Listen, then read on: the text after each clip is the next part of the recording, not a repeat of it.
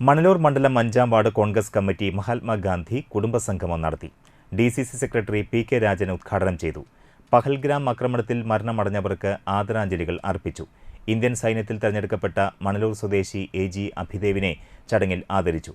പഴയകാല കോൺഗ്രസ് നേതാക്കളെയും അനുസ്മരിച്ചു. മുതിർന്ന കോൺഗ്രസ് നേതാക്കളെയും ആദരിച്ചു. Ward Congress president Jiji Johnson അധ്യക്ഷത വഹിച്ചു.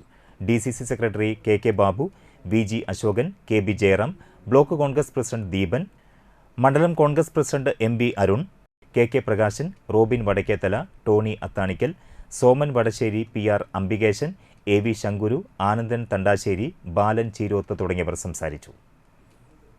വാർഷികത്തിന്റെ ഭാഗമായി ബെൽഗാമിൽ വെച്ച് കോൺഗ്രസിന്റെ ഒരു വലിയ സമ്മേളനം നടക്കുകയുണ്ടായി. അതിലെടുത്ത തീരുമാനപ്രകാരമാണ് മഹാത്മാഗാന്ധി ഇന്ത്യൻ കോൺഗ്രസ് പ്രസിഡന്റായതിന്റെ 100-ാം വാർഷികത്തിന്റെ ഭാഗമായിട്ട് ഈ കുടുംബസംഗമം സംഘടിപ്പിക്കുന്നത്.